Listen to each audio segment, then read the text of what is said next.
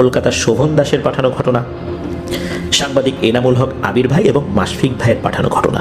বুঝতেই পারছেন আজকের এই এপিসোডটি কেমন হতে যাচ্ছে। আজকের এই এপিসোডে আমরা যে ঘটনাগুলো প্রচার করব, আমরা কিন্তু এগুলো শিরোনাম আপনাদেরকে পূর্বেই জানিয়েছিলাম। আর লাস্ট যে এপিসোডটি হতে যাচ্ছে, এই এপিসোডটি আমার সংগ্রহ করা বেশ কয়েকটি ঘটনা নিয়ে আর আপনাদের পাঠানো কয়েকটি ঘটনার মধ্য থেকেই আমরা বাছাই করেছি যে লাস্ট এপিসোডে কোন ঘটনাটি আমরা দিতে পারি। তো চলুন আজকের ঘটনায় চলে যাব। তো যারা আমাদের সাথে যুক্ত হচ্ছেন বা পরবর্তীতে হবেন, তারা অনুগ্রহ করে এই ভিডিওর লাইক বাটন প্রেস করতে ভুলবেন না। ভিডিও লিঙ্কটাও বেশি বেশি করে শেয়ার করে দেবার অনুরোধ করছি। আর ঘটনাগুলো কেমন লাগছে তা জানিয়ে ভিডিওর কমেন্ট সেকশনে কমেন্ট করতে পারেন। এছাড়া আমাদের ফেসবুক পেজের গ্রুপ রয়েছে আপনাদের হরওয়াল নামে, সেখানে গিয়েও আপনারা আপনাদের মতামত জানাতে পারেন। আপনারাও ঘটনা পাঠাতে পারেন লিখে বা রেকর্ড করে আপনাদের horoworldmedia@gmail.com এই ইমেল অ্যাড্রেসে। ইমেল অ্যাড্রেস স্পেলিংটা বলে দিচ্ছি, AFNANTHEHORRORLWORLDBD আপনাদের horoworldbd@gmail.com। চলো ঘটনায় চলে যাই। প্রথম ঘটনাটি শিরোনাম বিষাম্মা। ঘটনাটি আমাদেরকে পাঠিয়েছেন জয় বড়ুয়া ভাই। ওনার বাড়ি চট্টগ্রামের রাউজানে।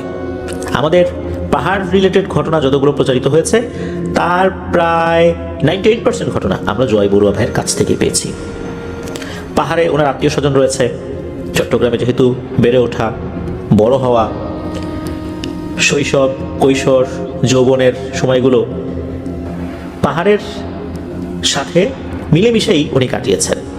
ওনার পাহাড়ি যে আত্মীয় স্বজনরা রয়েছেন তাদের কাছ থেকেও ঘটনা উনি সংগ্রহ করেন। পাহাড়ি জনজীবন, সেখানকার সংস্কৃতির সাথে আমাদের সমতলের জনজীবন এবং সংস্কৃতির যথেষ্ট পার্থক্য রয়েছে। তাদের ধর্মীয় বিশ্বাস, তাদের বিভিন্ন বিষয়গুলোর সাথে আমাদের কিন্তু পার্থক্য থাকবে, এটাই স্বাভাবিক। এই কারণে তাদের ঘটনাগুলো অন্যরকম হয়ে থাকে। আজকে যে ঘটনাটি শেয়ার করব, এটা পাহাড়ি ঘটনা না হলেও এটা চট্টগ্রামের ঘটনা। বিষাম্মা চট্টগ্রামের আঞ্চলিক ভাষার একটি শব্দ, যার শুদ্ধ রূপ হবে বিশাখার মা। চট্টগ্রামের আঞ্চলিক ভাষায় কথার টানে উচ্চারণটা বিষাম্মা হয়ে যায়। চট্টগ্রামে বসবাস না করা অনেকের জন্য এই চট্টগ্রামের আঞ্চলিক ভাষাটা একটু জটিলই বটে। জয় বড়ুয়া ভাই যখন ছোট ছিলেন তখন ওনাদের বাড়ি থেকে একটু দূরে একটা টিনের ঘর দেখতে পেতেন। শুনতেন যে ওই ঘরটা নাকি এই বিষাম্মার ঘর, অনেক পুরনো জং ধরা টিনের ঘর। তবে মাসে দু একবার করে ওনার বড় ছেলে তরুণ বড়ুয়া উনি গ্রামে আসতেন, গ্রামের বিভিন্ন শাক লতাপাতা নিয়ে যেতেন শহরে। তখন থেকেই শুনতেন যে অনেক বছর আগেই নাকি ওনারা শহরে চলে গেছেন। বিশেষ করে তাদের মা এই বিষাম্মার মৃত্যুর পরে পিতৃভূমি মোটামুটি ওনারা ছেড়েই দিয়েছেন। যখনই আসতেন তখনই নাকি ওই ঘরটা খুলে একটু ঝাড়ু দিয়ে একটা মোমবাতি আর একটা ধূপকাঠি জ্বালিয়ে ঘরটা একটু পরিষ্কার করে নিজের মতো করে কিছু শাকসবজি কুড়িয়ে নিয়ে চলে যেতেন। শাকসবজি কুড়িয়ে নিতেন খাবার জন্য আর কি। আর নেহাত যে কয়েকজনের সাথে পরিচয় ছিল তাদের সাথে যদি পথিমধ্যে দেখা হতো তখন তাদের সাথে কুশলাদি বিনিময় করতেন। জাস্ট এতটুকুই। খরস্রোতা হালদার করাল গ্রাসে বিলীন হয়েছে জয় বড়ুয়া ভাইদের পৈতৃক ভিটা, অনেকেরই পৈতৃক ভিটা, তারপর বসতবাড়ি, ফসলি জমি, পুকুর, আসলে সবকিছুই চলে গেছে এই হালদা নদীর করাল গ্রাসে।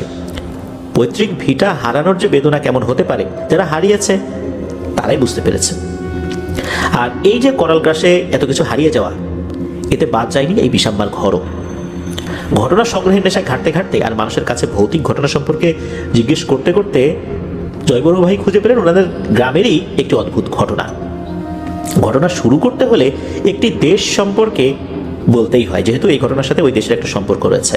তা হচ্ছে আজকের মিয়ানমার।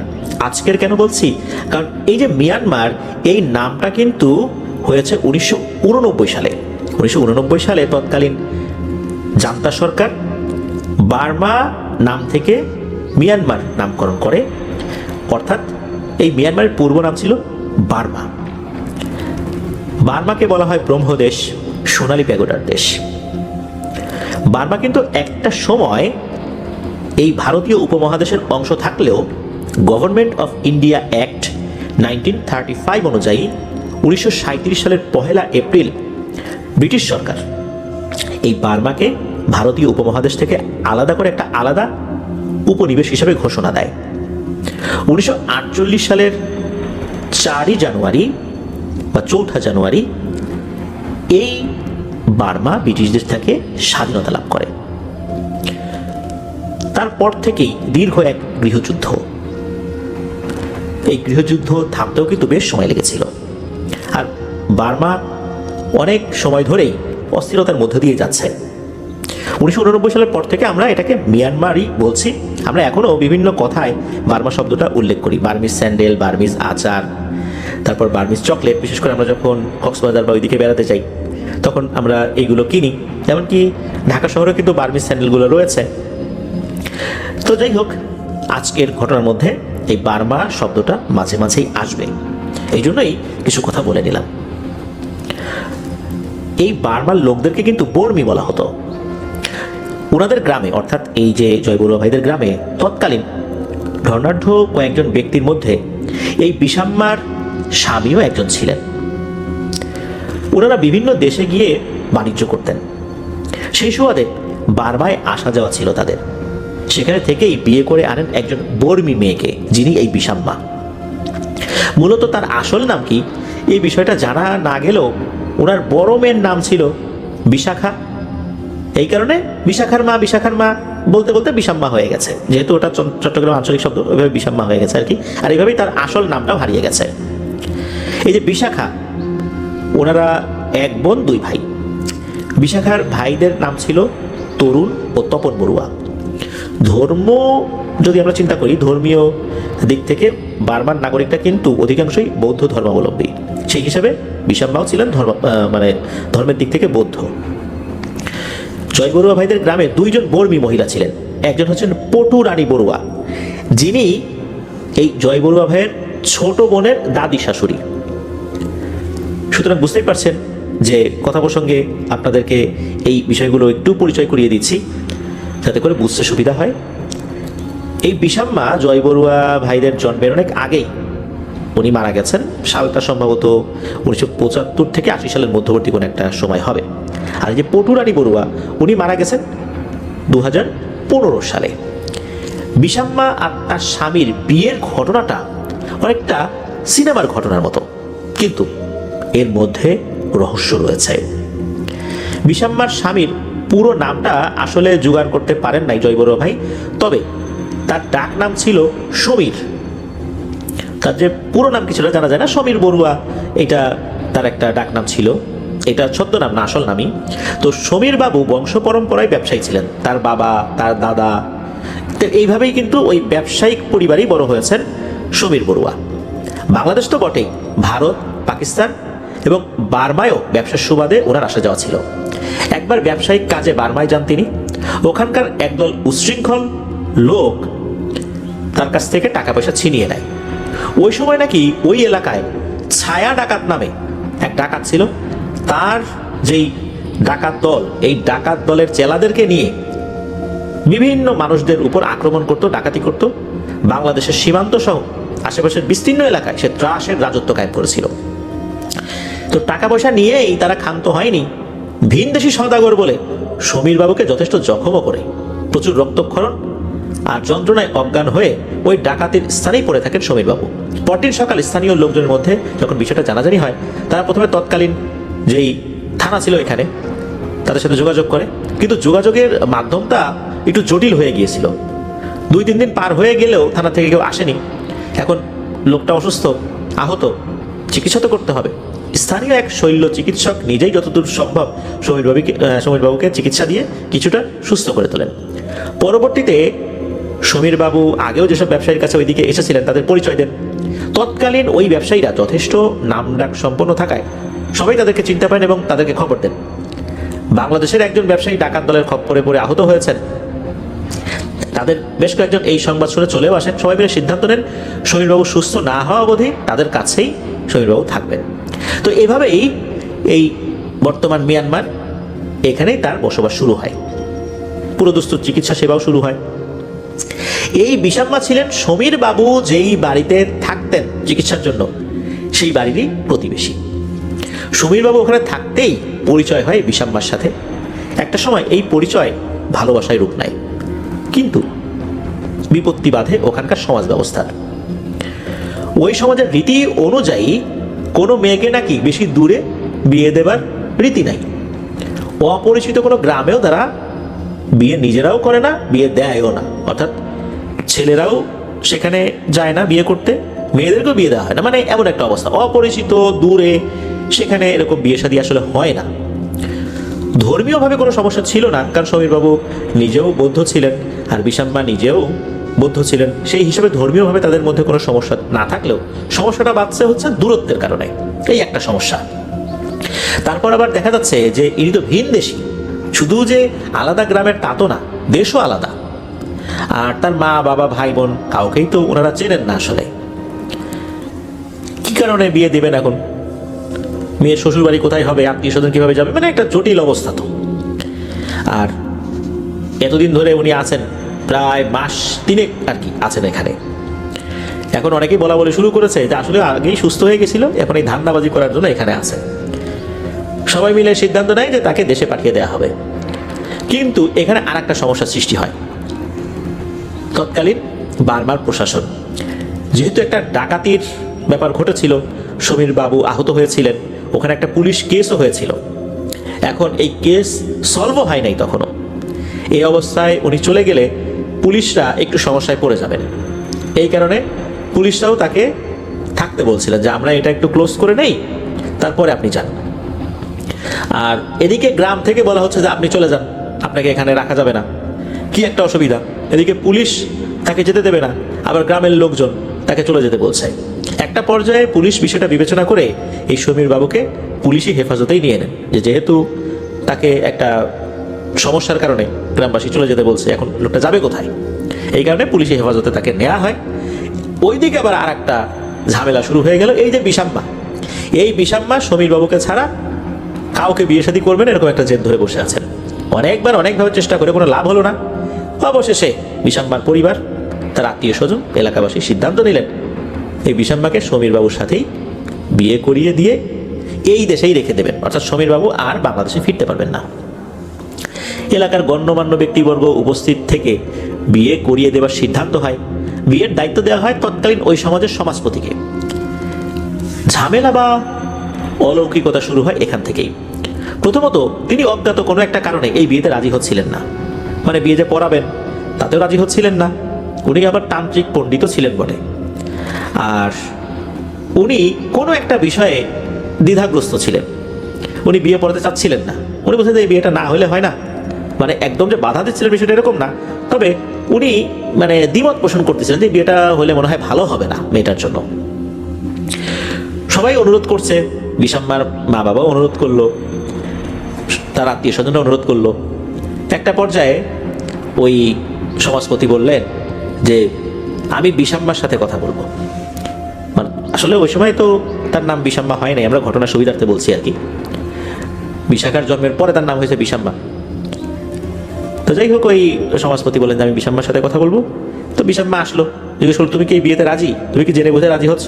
বুঝো, কিন্তু তুমি যদি এই বিয়েতে রাজি হও, এই সমীর বাবু কিন্তু একটা সময় সে তোমাকে নিয়ে দেশান্তরী হবে, অর্থাৎ তুমি আর এখানে থাকতে পারবা না, তুমি তার দেশে চলে যাবা। মানুষজন যে বলতেছে যে সমীর বাবুকে এখানে রেখে দিবা, এটা কিন্তু আসলে হবে না। তুমি কি বুঝতেছো? আরও একটা ব্যাপার আছে, আরও কিছু সমস্যা কিন্তু হতে পারে।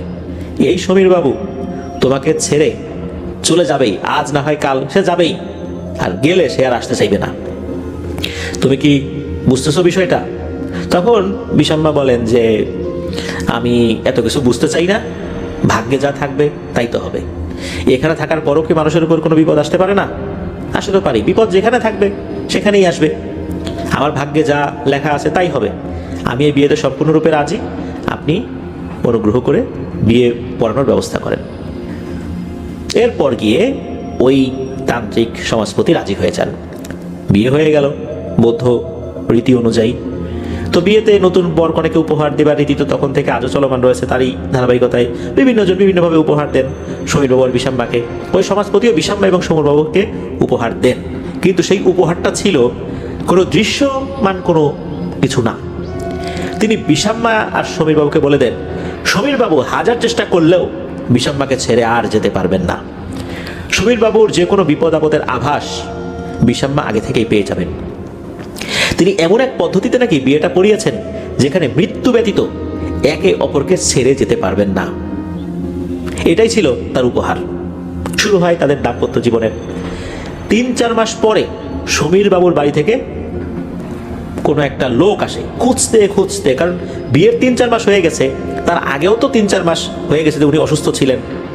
তো এই যে সময়টা সমীরবাবু নাই, কোথায় গেলেন, তার বাড়ির লোকজন তো খোঁজাখুঁজি শুরু করছে, খুঁজতে খুঁজতে অনেক খোঁজাখুঁজি করার পর এরপর সমীরবাবুর সন্ধান পায়।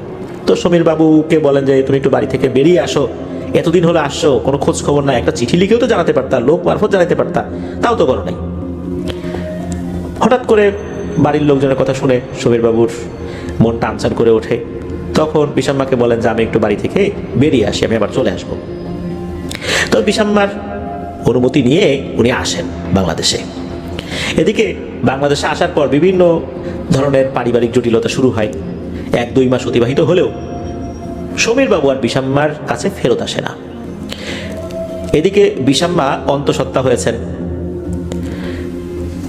ওই সময় কিন্তু একটা বিষয় মাথায় আসে, ওই যে যিনি সমাজপতি তান্ত্রিক যিনি বিয়ে করেছেন উনি কিন্তু বলেছিলেন যে এই লোক কিন্তু বিষাম্মাকে ছেড়ে চলে যাবে। এরপর অবশ্য তিনি যেই একটা দোয়া করে দিয়েছেন, আশীর্বাদ করে দিয়েছেন উপহার হিসাবে, সেটা তো বলেছিলেনই। তো এখন এই যে ছেলেটা চলে গেছে, 1-2 মাস হয়ে গেল, আসে না, এখন এই মেয়েটার কি হবে, এই মেয়েটার ভবিষ্যৎ কি? যাই হোক, একটা পর্যায়ে ওই সমাজপতিকে বলা হয়। সমাজপতি এটা শোনার পর প্রথমে বিষম্মাকে বেশ তিরস্কার করেন, কিন্তু বিষম্মাকে এটাও বলেন যে তোমার চিন্তার কিছু নাই, তুমি দেখবা যে তোমার স্বামী কিভাবে এখানে চলে আসে। সত্যি সপ্তাহখানেকের মধ্যে সমীরবাবু চলে আসেন এখানে। এখানে আসার সাথে সাথে সমীরবাবু একটা অদ্ভুত ঘটনা জানান। উনি বলেন যে এই কিছুদিন আগে এক সন্ধ্যায় অপরিচিত এক লোক হঠাৎ করে তাদের বাড়ি থেকে উপস্থিত হয়। সমীরবাবুকে বাড়ি থেকে বের হতে অনুরোধ করেন। সমীরবাবু বের হয়ে দেখতে পান সাদা লুঙ্গি আর সাদা শার্ট পরিহিত একটা লোক, মধ্যবয়স্ক একজন লোক তার সামনে দাঁড়িয়ে আছে। বেশভূষা স্বাভাবিক, ক্লিন শেভড ছিল। তো সমীরবাবু তাকে জিজ্ঞেস করেন যে ভাই আপনি কে? ওই লোকটা উত্তর দেয় যে আমি বার্মা থেকে আসছি আপনাকে আমার সাথে নিয়ে যাওয়ার জন্য, আপনি আমার সাথে চলুন। এদিকে সমীরবাবুর বাড়ির অন্য লোকজনও ততক্ষণে বাড়ির বাইরে বেরিয়ে আসছে। তারা দেখে যে সমীরবাবু বাড়ির উঠোনে দাঁড়িয়ে কার সাথে যেন কথা বলছে। উঠোনে সমীরবাবু একা দাঁড়ানো। সমীরবাবুর মা তাকে ডাক দেন, জিজ্ঞেস করেন যে কে এসেছে রে? আসলে ওই লোকটা যে ডাক দিয়েছে এটা বাড়ির লোকজন শুনেছেন, কিন্তু ওই লোকটার সাথে যে সমীরবাবু কথা বলছেন এটা কেউ দেখছে না। সমীরবাবু বলছেন যে একটা লোক আসছে বার্মা থেকে, আমাকে নিয়ে যেতে আসছে। সমীরবাবুর পরিবারের লোকজন তো ওই লোকটা কেউ মানে দেখতে পাচ্ছে না। তো তারা জিজ্ঞেস করে কে আসছে, কাউকে তো দেখি না।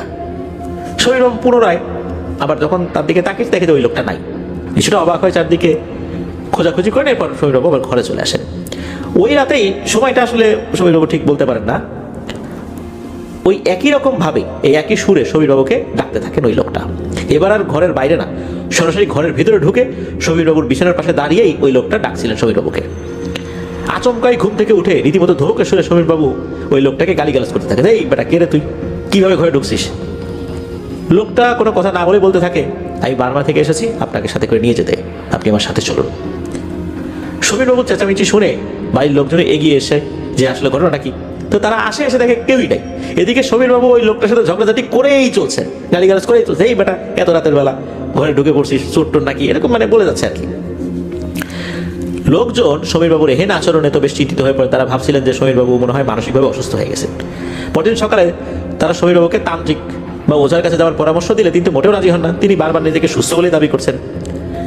ওই দিন সন্ধ্যা থেকে আবার ওই লোকটাকে দেখতে পায় সমীরবাবু। একই কথা বারবার বলে চলছে লোকটা, কখনো বাড়ির উঠোনে, কখনো বাড়ির ভেতরে, পর্দার পাশে, কখনো বিছানার কাছে। অদ্ভুত এক সমস্যায় জড়িয়ে পড়েন সমীরবাবু। পরে তিনি একটা সময় লোকটাকে জবাব দেন, ঠিক আছে তুমি চলে যাও, আমি আসবো কয়েকদিন পরেই। কিন্তু লোকটা বলে তা তো হবে না, আমার সাথেই যেতে হবে। একটা পর্যায়ে বিরক্ত হয়ে সমীরবাবু সিদ্ধান্ত নেন যে তিনি আবার যাবেন। তিনি এমনিতেই যেতেন বা হয়তো বা আরও কিছু কাজ গুছিয়ে নিয়ে যেতেন, কারণ দীর্ঘ সময় তো উনি ব্যবসা থেকে দূরে ছিলেন, প্রায় 7-8 মাস দূরে ছিলেন। এদিকে তো ব্যবসার অবস্থা খারাপ হয়ে গেছে, উনি উপস্থিত নাই। উনি হয়তো বা উনি চিন্তা করছিলেন যে এখানে ব্যবসাটা একটু গুছিয়ে আবার যাবেন ওখানে, এরকম একটা চিন্তা করেছিলেন। যেহেতু এরকম একটা সমস্যা শুরু হয়ে গেছে, এখন আর কি করা, ওনাকে তো যেতেই হবে। এরপরই মূলত উনি মিয়ানমারের উদ্দেশ্যে রওনা দেন। আশ্চর্যের বিষয় হচ্ছে ওই লোকটা মিয়ানমার আসা পর্যন্ত পুরো রাস্তায় বিভিন্নভাবে সমীরবাবুকে দেখা দিয়ে গেছেন, কখনো ভিড়ের মধ্যে তো কখনো এক পাশে দাঁড়িয়ে। কিন্তু মিয়ানমার এসে পৌঁছানোর পর, অর্থাৎ এই যে বিষাম্মাদের বাড়িতে এসে পৌঁছানোর পর ওই লোকটাকে আর দেখা যায়নি। এই বিষয়টা নিয়ে তিনি এতটাই বিরক্ত ছিলেন যে এসে সর্বপ্রথম ওই মানুষটার কথা সবাইকে বলেন। তারপর বিষাম্মা তো অনেক মান অভিমান করে আছে, এতদিন দেরি হলো কেন, একটা চিঠি লিখেও জানানো হলো না কেন। তো যাই হোক, এদিকে সমীর বাবুর মূল ব্যবসা বাণিজ্য তো বাংলাদেশে। ওনার ব্যবসা বাণিজ্য, তারপর ওনার সহায় সম্পত্তি, এই বিষয়গুলো তো আসলে দেখভাল করারও ব্যাপার রয়েছে, তা না হলে তো এগুলো হাতছাড়া হয়ে যাবে। তো এই সমস্ত বিষয় চিন্তা করতে করতে সমীর বাবুর মন আর ওখানে টিকছে না। এদিকে বিষাম্মাকে বাংলাদেশে নিয়ে আসার কথাও বলতে পারছিলেন না। সমীরবাবু মানসিকভাবে সবসময় বিমর্ষ থাকতেন, কারণ এইখানে ওনাকে শ্বশুর বাড়িতে থাকতে হচ্ছে। উনি একজন পরিশ্রমী মানুষ, ব্যবসায়ী মানুষ, ঘর জামাই হয়ে সারা জীবন পার করে দেবেন, বিষয়টা আসলে ওনার ব্যক্তিত্বের সাথে যাচ্ছিল না। তারপরেও উনি কিছু বলতে পারছিলেন না। স্বামীর এই মন মানসিকতা দেখে একটা পর্যায়ে বিষাম্মা নিজেই সিদ্ধান্ত নেন যে তিনি সমীরবাবুর সাথে বাংলাদেশে চলে আসবেন। আবারও একবার সেই সমাজপতির কথা সত্য হলো। অনেক মনোমালিন্য, বিরোধ সত্ত্বেও বিষাম্মা জোর করেই পরিবারের অমতেই বাংলাদেশে চলে আসার সিদ্ধান্ত নেন। যেভাবে পরিবারের অমতে সমীরবাবুকে বিয়ের সিদ্ধান্ত নিয়েছিলেন, একই রকমভাবে পরিবারের অমতেই বাংলাদেশে আসার সিদ্ধান্ত নেন। সমাজপতির কাছে যান বিষাম্মা যে আমি তো চলে যেতে চাই। সমাজপতি ভবিষ্যতের কথা ভেবে কিছু বিষয় নাকি বিষাম্মাকে উনি শিখিয়ে দিয়েছিলেন। সেই সাথে এক অদ্ভুত বিষয়ের সাথে বিষাম্মাকে যুক্ত করে দিয়েছিলেন। সমীরবাবুর যে কোনো বিষয় বিষাম্মা আগে থেকেই জানতে পারবেন। কোনো বিপদ, রোগ কিংবা কোনো এমন কোনো কাজ যেগুলো আসলে বিষাম্মা পছন্দ করবে না, বিশ্বস্ততা ভঙ্গ হবে, এমন বিষয় নাকি স্বপ্ন মারফত বা যে কোনোভাবে তার মনের মধ্যে বিষয়টা আসতে থাকবে। আরও একটা অদ্ভুত আশীর্বাদ নাকি সেই সমাজপতি করেছিলেন। ভিনদেশী মহিলা হওয়ার কারণে বিষাম্মাকে কিন্তু বাংলাদেশের এই পরিবেশে মানিয়ে নিতে কষ্টই হবে, অনেক চড়াই উতরাই পাড়ি দিতে হবে। এলাকার বিভিন্ন নারীদের বিভিন্ন কটূক্তিও শুনতে হবে, সমালোচনা শুনতে হবে। এই কারণে বিষাম্মা নাকি যার দিকে তীক্ষ্ণ নজর দেবে তার কোনো না কোনো ক্ষতি হবেই। শোনা যায় যে ওনার তীক্ষ্ণ নজরের কারণে মানুষ অন্তত একটা হোঁচট হলেও খেত, বিশেষ করে তাকে যারা কটু কথা বলতো। সমীরবাবু আর অন্তঃসত্ত্বা বিষাম্মা চলে আসেন বাংলাদেশে। শুরু হয় বাংলাদেশে তাদের নতুন জীবন। বাংলাদেশি ভাষা না জানার কারণে প্রথম প্রথম বেশ কষ্ট হয়েছিল বিষাম্মার। পরে সময়ের সাথে সাথে সবকিছু স্বাভাবিক হয়। জন্ম হয় বিশাখার, আর তার নামেই পরিচিত হয়ে গেলেন বিষাম্মা নামে। ধীরে ধীরে প্রকাশ পায় বিষাম্মার তীক্ষ্ণ নজরের। একটা সময় বিষাম্মাকে সবাই সমীহ করতে বাধ্য হতো। ফুলে ফলে ভরা কোনো গাছের দিকে দীর্ঘশ্বাস ফেলে বিষাম্মা যদি বলতেন, ইস এই গাছটা যদি আমার হতো, কিংবা কোনো পুকুরের দিকে তাকিয়ে যদি বলতেন, এই পুকুরের মাছ তো অনেক স্বাদরে, কিংবা কোনো গর্ভবতী গাভীকে দেখে যদি বলতেন, কি সুন্দর এই গাভী, ব্যাস তারপরে সব শেষ। সেই গাছ সকালে মরে যেত, সেই পুকুরে পানি থাকতো ঠিকই, কিন্তু ওই পুকুরে মাছ আর সহজে হতো না। আর ওই যে গাভী, ওই গাভীর বাচ্চা প্রসব করার যেই সক্ষমতা, এটা ওনাকে হারিয়ে যেত, ওই গাভীর দুধও আর হতে চাইতো না। এই বিষয়গুলো আস্তে আস্তে যখন প্রকাশিত হলো, গ্রামে রীতিমতো একটা তোলপাড় পড়ে যায় এই বিষাম্মার নামে। একটা সময় এই প্রভাব সমীরবাবুর পরিবারের উপরে পড়তে থাকে। গ্রামের লোকজন ধীরে ধীরে তাদের সাথে সম্পর্ক ছিন্ন করতে থাকে। সমাজে থেকেও তারা অদৃশ্যভাবে সমাজচ্যুত হয়ে পড়তে থাকে। বেশ কিছু বছর পর তরুণবাবু জন্ম নেন। তরুণবাবুর জন্মের কয়েক বছর পর বিষাম্মা সমীর বাবুকে নিয়ে বেশ উদ্বিগ্ন হয়ে পড়েন। কেননা তিনি স্বপ্নযোগে জানতে পারেন সমীর বাবুর পরিবার খুব অল্প সময়ের মধ্যে চরম কষ্টে পড়তে যাচ্ছেন, আর বছরখানেকের মধ্যেই সমীর বাবুর মৃত্যু হতে পারে। এই কথাগুলো বিষাম্মা কিন্তু ওই পরিবারের অনেককেই বলেছিলেন, তবে কেউই এটার গুরুত্ব দেয় না। এর মধ্যে আরেকটি সন্তান জন্মগ্রহণ করে, 1 মেয়ে 2 ছেলে। হয় কি, ওই বর্ষা মৌসুমে বন্যায় সমীর বাবুর ঘর বাড়ি ভেঙে যায়, ব্যবসায়িক ক্ষতিও হয় চরমভাবে। মোটামুটি আর্থিকভাবে ওই পরিবার ভেঙে তো পড়েছেই, তার ঘর বাড়িও ভেঙে পড়েছে, এমন একটা অবস্থা। এদিকে পরোক্ষভাবে সমাজ থেকে আলাদা হয়ে যাওয়ার কারণে কেউই তাদের সাহায্য করতে এগিয়ে আসে না। এসব নানাবিধ সমস্যার কারণে সমীর বাবু নিজেও অসুস্থ হয়ে যান। সবচেয়ে আশ্চর্যের বিষয়, সমীর বাবু মারা যাওয়ার 2 দিন আগে থেকেই বিষাম্মা তার মৃত্যুর প্রস্তুতি নিয়ে রেখেছিল। অথচ সমীরবাবু অসুস্থ থাকলেও মারা যাবার মতো অসুস্থ তিনি ছিলেন না। নিজের স্বামীর অগ্রিম মৃত্যুর প্রস্তুতি করতে দেখে সমীরবাবুর মা এবং পরিবারের অন্য সদস্যরা তাকে বেশ তিরস্কার করেন, যে কেমন মহিলা রে বাবু, স্বামী মৃত্যু সজ্জায়ও না বলা চলে, অসুস্থ, অথচ তার মৃত্যুর প্রস্তুতি নিচ্ছে।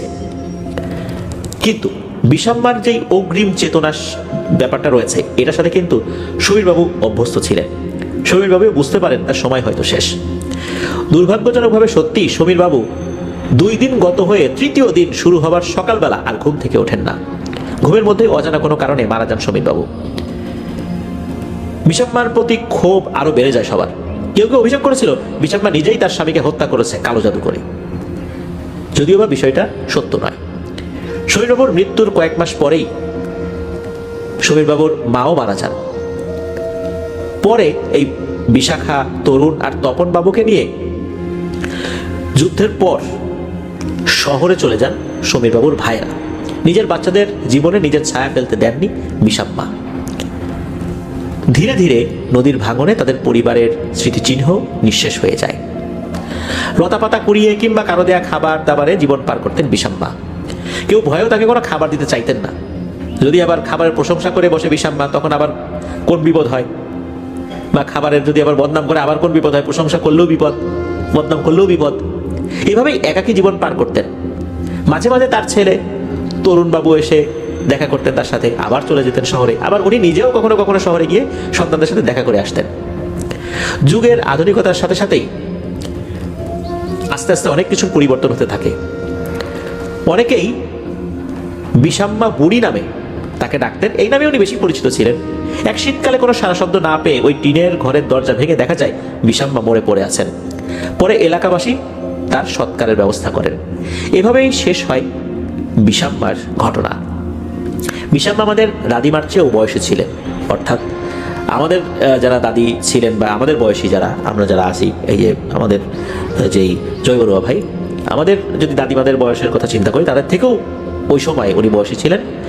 আর জয়বরুয়া ভাই জানিয়েছেন যে ওনার বাবা চাচারাও যখন ছোট ছিলেন তখন কিন্তু এই বিষাম্মা বুড়িকে দেখেছেন। জয়বরুয়া ভাইয়ের বড় জ্যাঠা, যিনি মোটামুটি যুবক বয়সে তাকে দেখেছেন, তো উনিও যখন দেখেছেন আর কি, উনি দেখেছেন যে এই বিষাম্মা অসুস্থ ছিলেন। আর বিষাম্মার যে ঘর, এই ঘরটা কিন্তু ছোটবেলায় জয়বরুয়া ভাইও দেখেছেন। 1990 থেকে 95 সালের ভেতরে দেখেছেন আর কি। তবে তার ঘরটিতে কেউ আসলে ওইভাবে ঢুকতো না। ওই যে তার ছেলে আসতো, তারপরে ঢুকতো, ওইটাই, তাছাড়া বাইরের কেউ ঢুকতো না।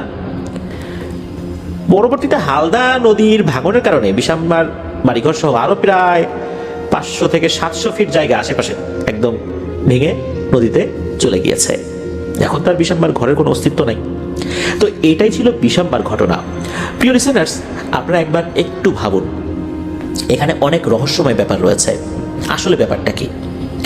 এখানে নজরের যে ব্যাপারটা, এই ঘটনার মধ্যে কিন্তু এইটা খুব বিশেষভাবে আমরা লক্ষ্য করেছি। রাসূলুল্লাহ সাল্লাল্লাহু আলাইহি ওয়াসাল্লাম বলেছেন, ইন্না আইনুল হক, নিশ্চয়ই বদনজর সত্য।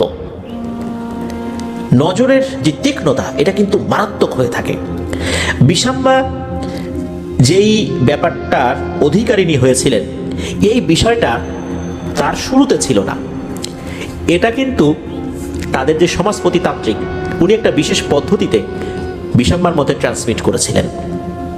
তার মানে হচ্ছে এই বিষয়টা একজন থেকে আরেকজনকে ট্রান্সমিট করা যায়।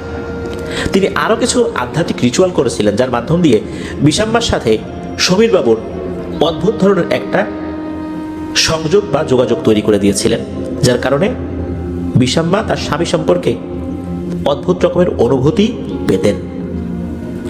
আমাদের বিভিন্ন এলাকায় এমন কিছু দেখা যায় ঠিক এইরকম। কোনো ফলদার গাছের দিকে তাকিয়েছে, ওই গাছের ফল নষ্ট হয়ে গেছে। কেউ মুড়ি ভাজছে, তাকিয়েছে, মুড়িগুলো চাল হয়ে গেছে। এরকম লোক কিন্তু এখনো আছে। আপনাদের আশেপাশে খুঁজলে এরকম লোক পাবেন। গ্রাম অঞ্চলে এগুলো কিন্তু বেশ দেখা যায়। আমি ব্যক্তিগতভাবে একজনকে চিনি, তিনি নাকি এই ধরনের জালালি নজরের অধিকারী। এই ধরনের যাদের নজর রয়েছে, অনেকেই এই ধরনের নজরকে জালালি নজর বলে। এটা খুব মারাত্মক হয়ে থাকে। এই বিষয়গুলো যেন আমাদের উপর কাজ না করে, এই জন্য কিন্তু বিভিন্ন আমল করতে হয়। আর বিভিন্ন বিষয়গুলো এই ধরনের ব্যক্তিদের কাছে প্রকাশ করতে হয় না, তাতে করে সেই বিষয়গুলো নষ্ট হয়ে যাবার ভয় থাকে। এটা সায়েন্টিফিক ব্যাখ্যা দেওয়া মুশকিল, কিন্তু ধর্মীয়ভাবে সব ধর্মের মানুষদের কাছেই এই যে নজরের যে ব্যাপারটা, এটা কিন্তু সত্য। শুধু যে আমাদের ধর্মে তা না, বিভিন্ন ধর্মেই দেখবেন যে এই বিষয়টা নিয়ে কিন্তু বলা হয়েছে, বা তাদের মধ্যেও এই সংস্কৃতি রয়েছে বদনজর থেকে বাঁচার জন্য। এক একটা ধর্মে বা এক একটা সমাজে এক এক ধরনের পদ্ধতি রয়েছে বদনজর যেন না লাগে। মুসলিমদের ক্ষেত্রে যেমন আমরা বিভিন্ন দোয়া দুরুদ পড়ি, অন্যান্য ধর্মে তারা তাদের মতো করে বিভিন্ন রিচুয়ালগুলো করে থাকেন। তো এটা কিন্তু রয়েছে, এই জন্য এগুলো থেকে আমাদের সতর্ক থাকতে হবে। আমি মাঝে মাঝেই বলি, একবার বলে যে থেমে যাই তা না, মাঝে মাঝেই বলতে থাকি, যাতে করে বেশি বেশি করে যদি আমরা শুনি এটা আমাদের মধ্যে যেন গেঁথে যায়। আমরা কখনোই আমাদের নবজাতক শিশুদের ছবি ফেসবুকে পোস্ট করব না। আমরা কোথাও বেড়াতে গিয়েছি, সুন্দর মুহূর্ত, খুব জরুরি ছাড়া সেগুলো ফেসবুকে দেওয়ার দরকার নেই। এরপর আমরা ভালো কোনো খাবার খাচ্ছি, আমরা সেগুলো যেন ফেসবুকে না দিই। মানে এই জিনিসগুলো হচ্ছে একান্ত পারিবারিক জিনিস। পরিবারের যেই সুন্দর মুহূর্তগুলো, এগুলো কখনোই পাবলিক করা উচিত নয়। এতেই বদনজর, হিংসা, এগুলোর শিকার হই আমরা। এই জন্য এগুলো থেকে আমাদের সতর্ক থাকতে হবে। আল্লাহ আমাদেরকে বোঝার তৌফিক দান করুন। প্রিয় লিসেনার, চলুন চলে যাব আমাদের এবারের এপিসোডের দ্বিতীয় ঘটনায়।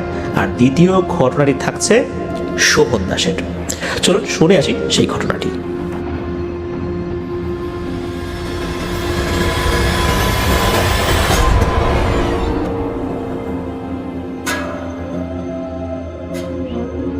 প্রিয় লিসেনার্স, আবারও স্বাগতম জানাচ্ছি আমাদের উইন্টার হরর কার্নিভালের তৃতীয় আয়োজনের নতুন আরও একটি ঘটনায়।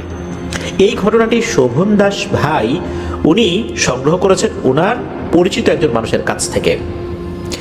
আর যেই জায়গা সম্পর্কে আমরা এই ঘটনাটি শুনব, এই ঘটনাটি এখনও কিন্তু ওখানে চলমান রয়েছে বলে উনি জেনেছেন।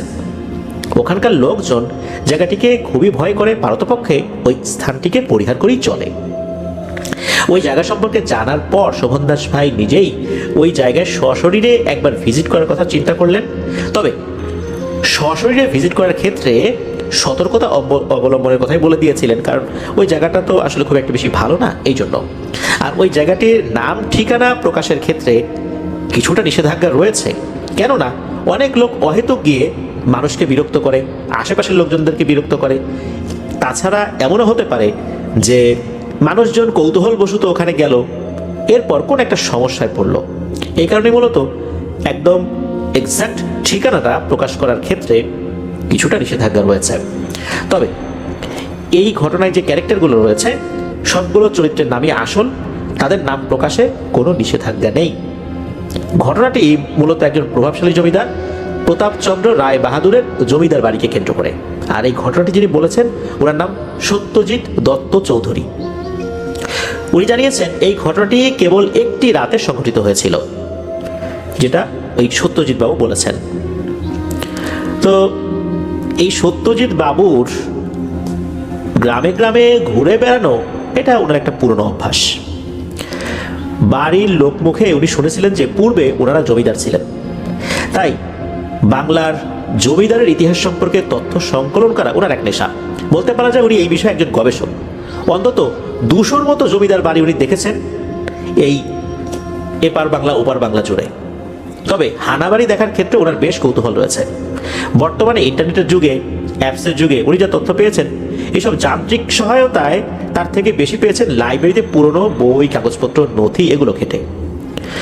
বছর 3-4 আগে শান্তিপুরের একটি জমিদার বাড়ির খবর পেয়েছিলেন এক বন্ধুর কাছে। গ্রামটি যে কোথায় তা ঠিক বোঝানো যাবে না, তবে কাঁথি থেকে অনেকটা গিয়ে তারপর এই গ্রাম পড়বে। দুপুরে খেয়ে দিয়ে রওনা হয়েছিলেন, তা পৌঁছাতে পৌঁছাতে রাত 8:30 বেজে যায়। দেরি হয়ে গিয়েছিল কারণ ট্রেন মাঝে মাঝে দাঁড়িয়ে পড়েছিল সিগন্যালের গন্ডগোলের কারণে, আবার ক্রসিং ছিল। তাই একদিকে ভালোই হলো, কারণ রোমাঞ্চকর অভিজ্ঞতা রাতে ভালো করে অনুভব করা যায়। এই চিন্তা করে ওনার কাছে ভালোই লাগছিল। জমিদার বাড়িতে যে রহস্যময় অভিজ্ঞতা হয়েছিল সেটাই উনি বলেছেন। উনি প্ল্যাটফর্মে নামেন কোনো রকমে, ট্রেন থামতেই সমস্ত লোকজন হুড়মুড় করে নেমে যাচ্ছিল। কিছুক্ষণ পর দেখা গেল প্ল্যাটফর্ম ফাঁকা। দেখলেন যে একটি মহিলা দোকান বন্ধ করছে। তার কাছে উনি গেলেন, তাকে ডাকলেন যে শুনছেন। তো উনি মুখ ঘুরিয়ে বলছেন, জি কিছু বলবেন? তখন সত্যজিৎ বাবু বলছেন, তাই এখনই দোকান বন্ধ করে দিচ্ছেন যে? তখনই মহিলা বলেন, হ্যাঁ রাত হয়ে গেছে, তো রাত 8টার পরে এখানে দোকানপাট আসলে ওভাবে খোলা থাকে না। তো উনিও বিস্ময়ের সাথে প্রশ্ন করলেন যে এত তাড়াতাড়ি? তখন ওই ভদ্র মহিলা বললেন যে আজ তো পূর্ণিমার রাত, এই জন্য একটু তাড়াতাড়ি বন্ধ করে দিচ্ছি, তা আপনি কোথায় যাবেন? তখন সত্যজিৎ বাবু বললেন যে আমি তো প্রতাপচন্দ্র রায় বাহাদুরের জমিদার বাড়িতে যাব, শুনেছি ওই বাড়িটা আজও আছে, ওইটা দেখার জন্য আসছি। ওই মহিলাটি চমকে উঠে বললেন, কি সর্বনাশী কথা, আপনি কি যাওয়ার আর জায়গা পেলেন এই রাত বিরেতে, এখন ওইখানে যাওয়ার জন্য আসছেন? ওই মহিলাটি সত্যজিৎ বাবুর পুরো কথাটিও শেষ করতে দিল না। উনি তাড়াতাড়ি করে দোকানের ঝাঁপি বন্ধ করে মনে হলো একরকম পালিয়েই গেলেন। ব্যাপারটা সত্যজিৎ বাবুর কাছে বেশ রহস্যজনক মনে হলো। একটা পুরনো জমিদার বাড়ির নাম শুনে ওই মহিলা ওইরকম হয়ে গেল কেন? এরপর তো উনি দাঁড়িয়ে আছেন। এমন সময় একটি আলো প্ল্যাটফর্মের একটা সাইডে দেখা যায়, তো উনি সেই আলোর দিকে এগিয়ে গেলেন, দেখলেন যে একটা ভ্যান রিক্সা। উনি তো থামবার ইশারা করলেন, সেটি থামেও। দেখা গেল একটা মধ্যবয়স্ক রিক্সা চালক। সেই রিক্সা চালক জিজ্ঞেস করলো যে কোথায় যাবেন বাবু? তখন উনি তো উত্তর দিলেন যে ওই সেই প্রতাপচন্দ্র রায় বাহাদুরের বাড়িতে উনি যাবেন। তো চালকটি একটু ভাবখানা এমন যে ভয় পেয়েছেন। উনি বললেন যে ওই বাড়িতে তো একটু সমস্যা আছে, তো আপনি তো আগে কখনো মনে হয় গ্রামে আসেন না, আপনাকে তো কখনো দেখি নেই, তো আপনি অযথা রাত বিরেতে ওইদিকে কেন যাবেন? উনি তো উত্তর দিলেন আসছি এমনি দেখার জন্য। তো চালকের নাম জিজ্ঞেস করলেন, তখন চালক বললেন তার নাম হচ্ছে গোবিন্দ, তবে তার একটা ডাক নাম আছে, ডাক নাম হচ্ছে বোচা। উনি আবার জিজ্ঞেস করলেন ওই রিক্সা চালককে যে রাত 8টার পরে দেখলাম এখানে সবকিছু ফাঁকা হয়ে যায়, আর ওই যে দোকানদার মহিলা জমিদার বাড়ির কথা শুনেই তো মনে হলো একরকম পালিয়েই গেল, ঘটনাটা কি? তখন রিক্সা চালক একটু ভীত হয়ে বললেন যে আজ তো পূর্ণিমার রাত, রাত 9টার পর আমিও আর গাড়িটা চালাবো না, আর পূর্ণিমার রাতে আবার একটু সমস্যাই হয়।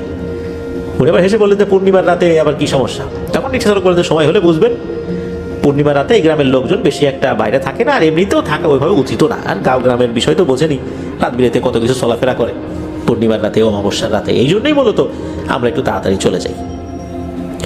আর গ্রামে তো আসলে দেখেন তো কয়টা মানুষকে দেখতেছেন, আছে নাকি বেশি লোক? আর জমিদার বাড়ির ওই পর্যন্ত কিন্তু নিয়ে যেতে পারবো না, ক্ষমা করবেন, আমি আগে ভাগেই আপনাকে নামাই দেওয়ার চেষ্টা করব। এই সমস্ত কথা শুনে তো সত্যজিৎ বাবুর মনের মধ্যে কৌতূহল তো আরো শতগুণ বেড়ে যায়। উনি তো রিক্সা চালককে একরকম চেপেই ধরলেন যে যেভাবেই হোক আমাকে ওখানে নিয়ে যান, কিন্তু সে তো কিছুতেই রাজি হয় না। উনিও নাসুর বান্দা অবশেষে 3 গুণ ভাড়া দেওয়ার প্রতিশ্রুতি দিয়ে তাকে রাজি করাতে সক্ষম হলেন। সেখানে যাওয়ার আগেই আবার অগ্রিম 3 গুণ ভাড়া পরিশোধ করে দিতে হয়েছে, কারণ রিক্সা চালক বলেছিলেন যে হ্যাঁ বাপু, আপনি তো দেখা গেল ভয় পেয়ে আমার ভ্যান থেকে নেমে দিবেন ছেড়ে দো, তখন আমি এত কষ্ট করে আসলাম, ভাড়াটা কার কাছ থেকে নেব? আগে ভাগেই 3 গুণ ভাড়াটা দিয়ে দেন দেখিনি। 3 গুণ ভাড়া কিন্তু নিয়ে নিয়েছিলেন আগে থেকে। তখন এটাও ওই রিক্সা চালক বলেছিলেন যে আমি কিন্তু আপনাকে জমিদার বাড়ির কাছাকাছি পৌঁছে দেবো, কিন্তু বাড়ির মেইন গেটের কাছে যাবো না, আপনি একা হেঁটে হেঁটে ওখানে যাবেন। কি আর করা, তাতেই রাজি হয়ে গেলেন, যাত্রা শুরু করলেন। তো রিক্সা চালককে জিজ্ঞেস করলেন যে আপনারা এই এত ভীত কেন, এই জমিদার বাড়ির নাম শুনে এত আতঙ্কিত সবাই হয়ে যাচ্ছে, ঘটনাটা কি? তখন রিক্সা চালক বললেন যে আমি তো এত কিছু জানি না, তবে অল্প কিছু জানি, যেটা বাপদাদার মুখ থেকে শুনে আসছি, যে ওই জমিদার বাড়িতে অনেক ভয়ের ব্যাপার স্যাপার আছে আর কি। রাতের বেলা একা একা ওই জমিদার বাড়িতে যে গিয়েছে সে আর বেঁচে ফেরত আসেনি, আর দিনের বেলায় যারা ওই বাড়িতে ঢুকেছে দিনের বেলাতেও অনেক ভয় পেয়েছে।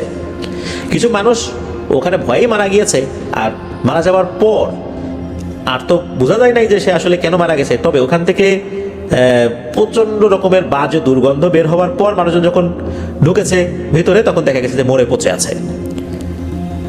আর ওখানে ঢোকার সময়ও দলবদ্ধভাবে ঢুকেছে, আর যারা গিয়েছিল তার পরিবার খোঁজ খবর করেছে, তারপর এই সমস্ত ব্যাপারের কারণে বোঝা গিয়েছে যে আসলে কি হয়েছিল। তবে যারা ভয়ে পালিয়ে গিয়েছিল তারাও ভয়ের কারণে কয়েকদিনের মধ্যেই মৃত্যুবরণ করেছে। এদের প্রত্যেকের শরীরেই অদ্ভুত ধরনের বড় বড় ফোসকা পড়ে যেত, অনেকে কথাই বলতে পারতো না, প্রচণ্ড মৃত্যু যন্ত্রণায় ছটফট করতে করতে কয়েকদিনের মধ্যেই মারা যেত, জবান বন্ধ হয়ে যেত। এরপর ওই ভ্যান চালক 80 দশক যেটা, এর শুরুর দিকের একটি ঘটনা এই সত্যজিৎ বাবুকে বলেন ভ্যান চালাচ্ছিলতে, যে এই গ্রামের 3 জন বন্ধু মনে করেছিল সে এই যে জমিদার বাড়িটা, এই জমিদার বাড়িতে অনেক গুপ্তধন লুকানো রয়েছে। তারা নিজেদের মধ্যে আলোচনা করে সিদ্ধান্ত নেয় যে এক পূর্ণিমা রাতে তারা সেই জমিদার বাড়িতে যাবে এবং গুপ্তধন উদ্ধার করে নিজেদের মধ্যে ভাগাভাগি করে নেবে। তাদের মধ্যে 2-1 জন যারা এইসব পরিকল্পনা করেছে সেটা বাড়িতে নিজেদের বউয়ের সাথে আবার আলোচনাও করেছিল বলে জানা গিয়েছিল। কেউ কেউ বাড়ি থেকে নিষেধ করেছিল যে এই কাজ না করতে, কিন্তু তারা 3 বন্ধু সে কথা শোনে না। তারা এক পূর্ণিমা রাতে চলে যায় সেই জমিদার বাড়িতে। রাত পেরিয়ে দুপুর হয়ে যায়, দুপুর পেরিয়ে আবার রাত চলে আসে, কিন্তু সেই 3 বন্ধু আর বাড়িতে ফেরত আসে না। এভাবে একটা দিন পার হয়ে যায়।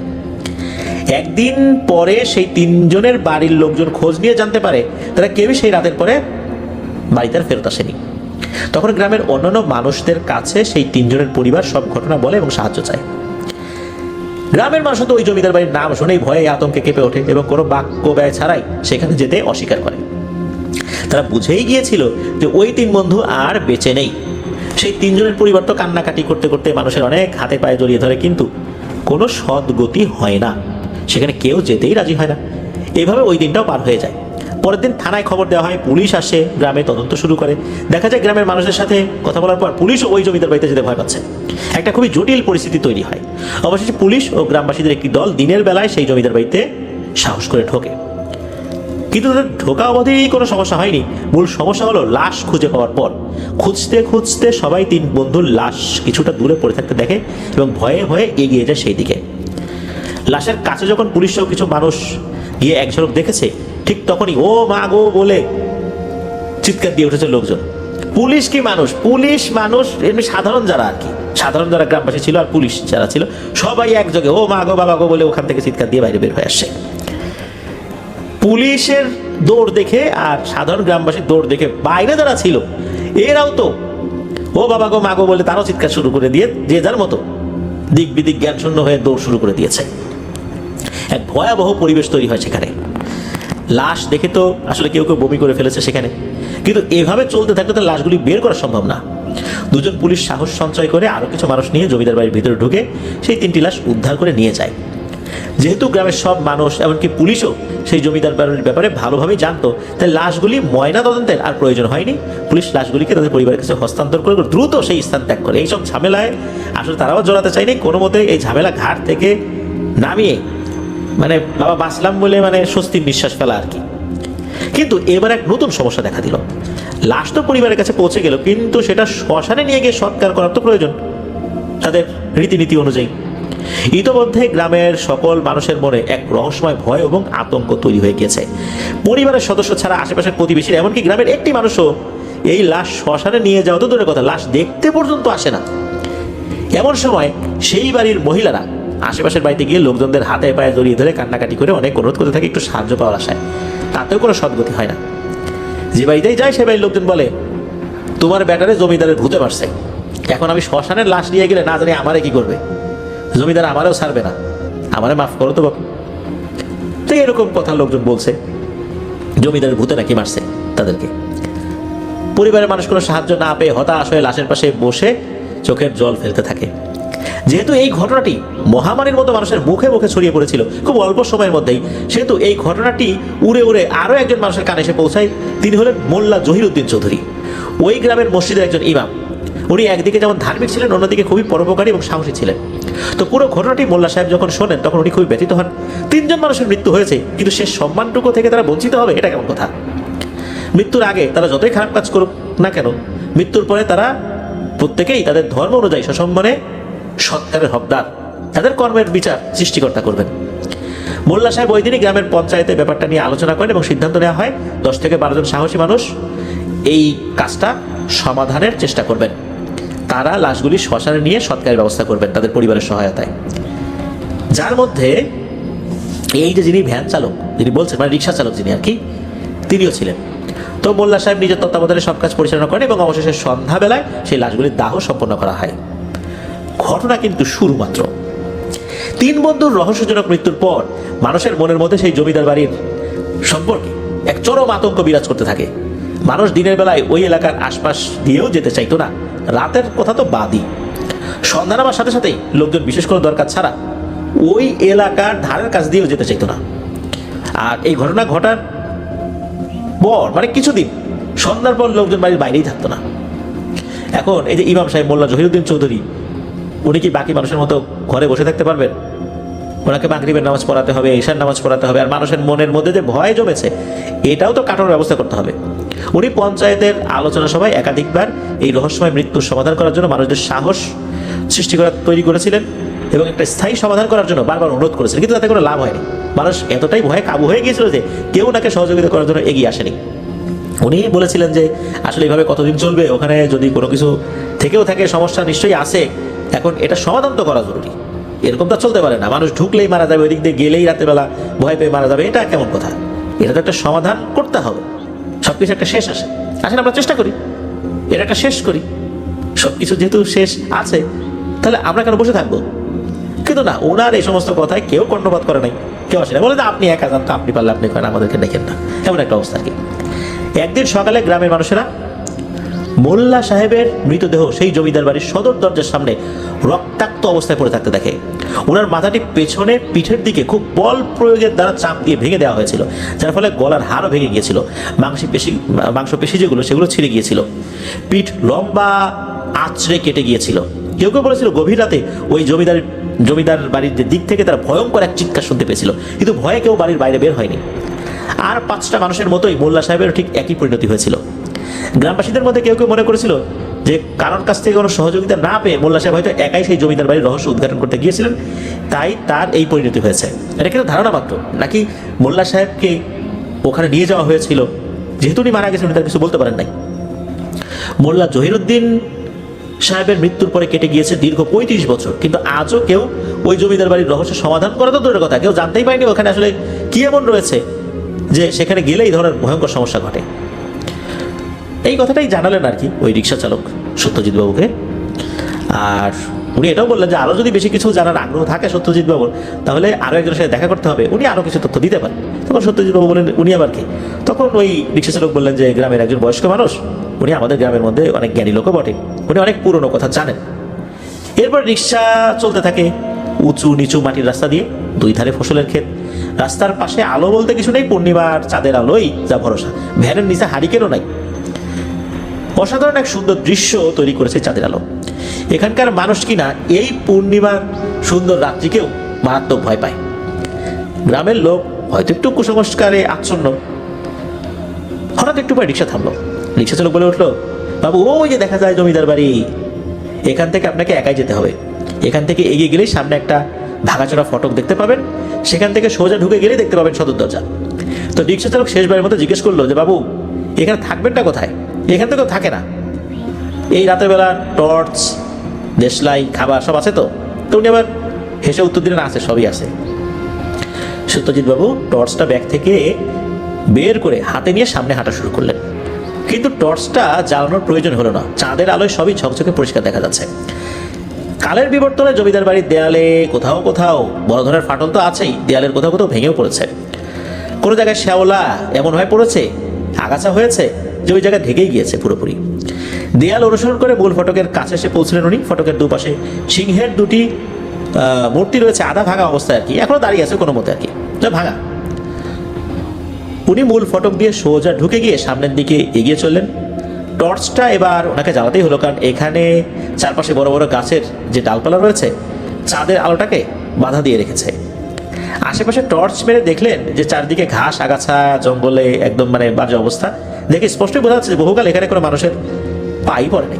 উনি হাঁটতে হাঁটতে একটা আজব ব্যাপার লক্ষ্য করলেন যে রিক্সায় করে যখন এখানে আসছিলেন তখন আশেপাশে পোকামাকড়ের শব্দ শোনা যাচ্ছিল, কিন্তু এই নির্জন বাড়ির ত্রিসীমানায় ঢোকার সাথে সাথে চারদিকে এক অদ্ভুত নিস্তব্ধতা বিরাজ করছে। ও অবশেষে প্রতীক্ষার অবসান হলো। বাড়িটাকে দেখলেন এতক্ষণে সর্বাঙ্গ ভেঙে পড়েছে, এমনকি সদর দরজাটিও। রাতের অন্ধকার আর চাঁদের আলোয় বাড়িটা বড়ই রহস্যময় ও বিচিত্রময় বলে মনে হলো আর কি ওনার কাছে। বাইরে থেকে বাড়িটাকে কিছুক্ষণ ভালো করে দেখলেন, বেশ পুরনো বাড়ি, তাছাড়া কতকাল যে কারোর পা এখানে পড়ে নাই তার সৃষ্টিকর্তাই জানেন বলে উনি মনে করলেন। তো উনি দেখলেন মরচে পড়া দরজার বেশ কিছু জায়গায় ভেঙে গেছে, সামনে তো ওই যে সিংহ মূর্তিগুলো ভাঙা। উনি এক এক করে সিঁড়ি দিয়ে উপরে উঠে সদর দরজার সামনে এসে দাঁড়ালেন। এমনিতেও অন্ধকার হলেও জ্যোৎস্নার আলোয় বাড়িটাকে বেশ ভালোই দেখাচ্ছে, আর পেটের খিদাটাও বেশ বেড়ে গিয়েছে, তাই সিঁড়ির এক পাশে বসে বাড়ির থেকে আনা কিছু খাবার ঝটপট খেয়ে নিলেন। এরপর সামনের দরজার দিকে এগিয়ে গেলেন। তারপর দরজায় অল্প ধাক্কা দিতেই আচমকা একটা খ্যাচ করা আওয়াজে দরজাটা খুলে গেল। ভেতরে ঢুকে উনি অবাক হয়ে গেলেন, দেখলেন মোমবাতি রাখা আছে মেঝেতে, খান কয়েক বস্তা। আশ্চর্য ব্যাপার, এখানে মোমবাতি রাখা আর একটা বস্তাও রাখা, ভেতরে ওনার নিঃশ্বাস ছাড়া শব্দ ছাড়া আর কোনো আওয়াজ নেই। এমন সময় হঠাৎ বাইরে কুকুরের দল চিৎকার চেঁচামেচি শুরু করলো। ঘটনাটা কি? এমন সময় মনে হলো একটা দমকা হাওয়া বাইরে থেকে এসে ওনার পেছনে লাগলো। ঠিক তখনই ওনার মেরুদণ্ড হতে এক শীতল স্রোত যেন বয়ে গেল। হঠাৎ লোম খাড়া হয়ে যাওয়া গুরু গম্ভীর গলায় এক অচেনা ব্যক্তির কণ্ঠস্বর শোনা গেল। ওই কণ্ঠস্বরটা বলে উঠল, মহাশয়ের বুঝি শহর থেকে আসা হয়েছে?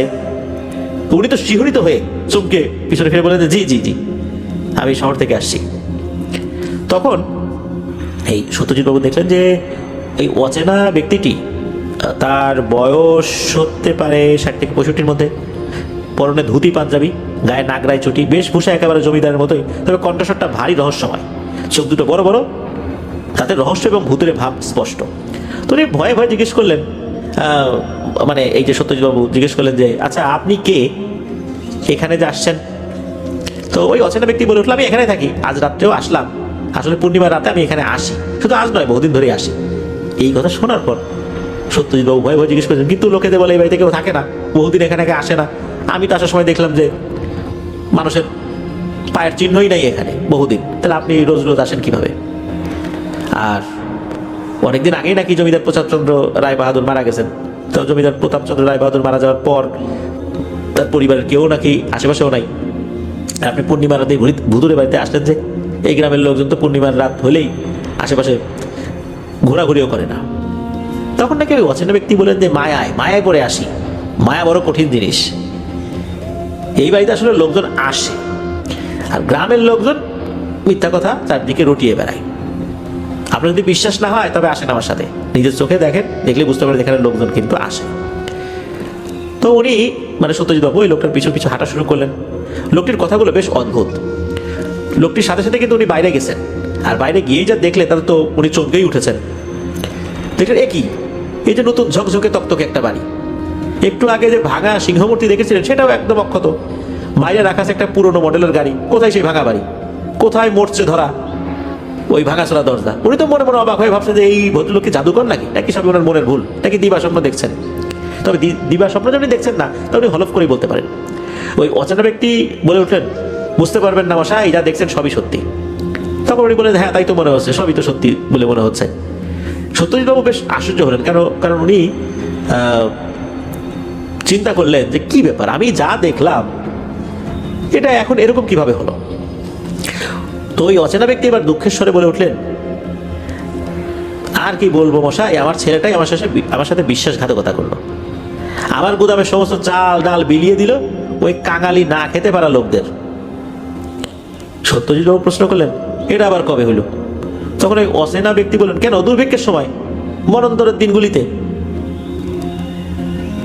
সত্যজিৎ বাবু চমকে উঠে ঢোক গিলে বলেন, মানে ওই 1943 সালে, এতকাল আগে? তখন ওই অচেনা ব্যক্তি বললেন যে, ভাবছেন মস্করা করছি, আপনি হয়তো বা জানেন না, সাহেবদের সাথে ভালোই ওঠা বসা ছিল আমার। এই বস্তাগুলিতে চাল ছিল দ্বিতীয় বিশ্বযুদ্ধের সৈনিকদের পাঠানোর জন্য, তাও ব্রিটিশ সৈনিকদের। আমার ছেলে কি করলো, এই চালগুলো সব গরিব কাঙালদের বিলিয়ে দিয়েছিল। আমার মান থাকলো? সত্যজিৎ বাবু বলেন, ভালোই তো করেছিল, যারা খেতে পারছিল না তাদেরকে খেতে দিয়েছিল, তারপর ক্ষতি কোথায়?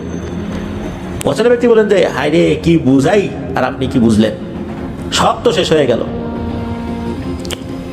একটু বাড়ির আশপাশটায় চলেন, ঘুরে আসি, একটু উপরটা আপনাকে ঘুরে দেখাই। এই কথাটা বললেন আর কি ওই অচেনা ব্যক্তি।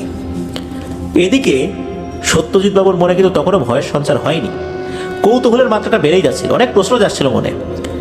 অতএব উনি ওই অচেনা ব্যক্তিকে অনুসরণ করে এগিয়ে চলছেন। ধীরে ধীরে এ ঘর ও ঘর দেখতে দেখতে উপরে চলে গেলেন। আসার সময় নানা ঘরে, মানে বিভিন্ন ঘর রয়েছে, তো ওই ভদ্র দেখালেন যে একটা হুক্কা, তারপর জমিদারের পাইপ, নানা ধরনের চিত্রকর্ম, মূর্তি, বিভিন্ন বিষয়ের দুষ্প্রাপ্য বই, তারপরে শিকার করা বাঘ, হরিণের চামড়া, এই জিনিসগুলো দেখাচ্ছেন আর কি, যে এই জিনিসগুলো এখানে আছে। তারপর হঠাৎ উনি উপরে কোণের একটা দরজার সামনে দাঁড়িয়ে হেসে বললেন, এবার যা দেখবেন তা দেখে কোনোদিন আর এখানে আসার বাসনা থাকবে না, আশা করা যায়। এই কথাটা অনেক রহস্যময় শোনালো সত্যজিৎ বাবুর কাছে। এবার ওনার মনের মধ্যে বেশ ভয় হতে শুরু করলো। আরো অবাক করার ব্যাপার হলো, এই যে দরজাটা, এটা মনে হলো একা একাই খুলে গেল। তখন আর ভয় আরো বেড়ে গেল, হৃদস্পন্দন ধীরে ধীরে বেড়ে যাচ্ছে ওনার। উনি সামনে একটি পালঙ্কের দিকে তাকালেন, উপরে ঝাড় লণ্ঠনের আলোয় সবকিছু ভালোই বোঝা যাচ্ছে। তো উনি যা দেখলেন তা দেখে ওনার পিঠের উপর দিয়ে হিমশীতল স্রোত বয়ে গেল, রক্ত যেন পানি হয়ে এলো। এ কি, যে ভদ্রলোক এতক্ষণ ওনার সাথে কথা বলছিলেন তারই মৃতদেহ খাটে পড়ে আছে, মাথাটা শরীর থেকে আলাদা, রক্তে ভিজে গেছে পুরো বিছানা। কাটা মাথাটা চোখ বড় বড় করে ওনার দিকেই তাকিয়ে আছে অস্বাভাবিকভাবে, আর কাটা মাথাটা হাসছে। এরকম ভয়ঙ্কর দৃশ্য কি দেখা যায়? আর ঠিক তখনই সারা বাড়ি জুড়ে হো হো হা হা হাসির শব্দ চতুর্দিক থেকে ভেসে এলো। কোথায় সেই ভদ্রলোক? পাশে তো কেউ নাই। এমন সময় দৌড়ে উনি নিচে নামা শুরু করলেন, দৌড়ে নিচেও চলে আসলেন। এসে দেখলেন যে ঘরটায় বস্তাগুলো রাখা ছিল সেই ঘরটার সামনে দাঁড়িয়ে এক সুপুরুষ চেহারার যুবক। তার সামনেই দাঁড়িয়ে আছে রোগা, হাড় বেরোনো, প্রায় বস্ত্রহীন কয়েকজন জীর্ণ শীর্ণ চেহারার মানুষ। একটি মহিলার কাঁধে একটি শিশু কাঁদছে আর বলছে, মা খেতে দাও, খেতে দাও না। তার মা তার পিঠ চাপড়ে বলছে, এই তো বাবা, এইবারই খাওয়া হবে, আর কাঁদিস না। শিশুটি না খেয়ে প্রায় কঙ্কালের মতো হয়ে গেছে। সকলে কাঁদো কাঁদো ভাবে বলছে, শহরে গিয়ে কিছু পেলাম না বাবু, সবাই খুব নিষ্ঠুর, না খেতে পেয়ে তো মরে যাবো আমরা। শহরে বাবুরা ভাত তো নয়, এমনকি ফ্যানও দিল না ভাতের। শরীর বড়ই ক্লান্ত হয়ে গেছে, লাইনে দাঁড়াবার সামর্থ্য নেই আর। তাছাড়া সেখানকার চাল ডালও অতি অল্প, ভালো নয়। ভাত দাও না বাবু, অন্তত ভাত না দাও, রাতের মার বা ফ্যানটা দাও। সেই যুবক ওই অসহায় মানুষদেরকে আশ্বস্ত করে বললেন, গুদাম ঘর তো খোলা হয়েছে তোমাদের জন্যই, এখানে চাল ডাল ভালোই পরিমাণে আছে, তাই বেশি করে দিচ্ছি, পরিবারের সবারই তোমাদের পেট পুরে খাওয়া হয়ে যাবে। তো এই কথা যখন বলা হচ্ছিল এমন সময় উপর থেকে সেই অচেনা ভদ্রলোকের ভয়ঙ্কর চিৎকার ভেসে এলো, খবরদার, ওই খাবার দেয়া যাবে না। সত্যজিৎ বাবু হঠাৎ করে দেখলেন সেই জীর্ণ শীর্ণ মানুষগুলোর চেহারা কেমন পরিবর্তন হয়ে গিয়ে ভয়ানক আকার ধারণ করলো। ওগুলি এখন আর মানুষ নেই, তাদের হাত পাগুলি অস্বাভাবিকভাবে লম্বা হয়ে গেল, নখগুলো লম্বা হয়ে তীক্ষ্ণ আকার ধারণ করলো। অন্ধকারময় চোখের কোটরে দপ করে যেন আলো জ্বলে উঠল, মুখের চোয়াল যেন স্বাভাবিক থেকে অনেকটা বড় হয়ে গেল, একান ওকান বিস্তৃত হয়ে হা করে ওনার দিকে তাকিয়ে অদ্ভুত রকমের শব্দ করে হাসতে শুরু করলো। উনি দেখলেন এগুলির মুখের ধারালো দাঁতগুলো এমন যে এই দাঁতের ফাঁকা থেকে লালা গড়িয়ে পড়ছে। ভয়ঙ্কর এক ক্ষুধার্ত দৃষ্টিতে ওনার দিকেই তাকিয়ে আছে তারা, মনে হচ্ছে এখনই ছিঁড়ে খেয়ে ফেলবে সত্যজিৎ বাবুকে। এইবার ওনার ভয়ের মাত্র চরমে পৌঁছে গেল, উনি আর সহ্য করতে পারলেন না, উনি তখনই বাড়ি থেকে ছেড়ে দিলেন দৌড়। তখন কিন্তু ওনার আর কোনো স্বাভাবিক জ্ঞান নাই যে কোন দিকে যাবেন। পিছন থেকে ভয়ঙ্কর শব্দ আসছে, আমি খাবো, আমি খাবো। উনি তো দৌড়ানোর গতি আরো বাড়িয়ে দিলেন, সিঁড়ি থেকে নেমে সদর দরজা দিয়ে ছুটে এগিয়ে যাচ্ছেন। ঠিক এই সময় হঠাৎ সেই একটা ভয়ঙ্কর জিনিস দরজা আগলে দাঁড়িয়ে পড়ে।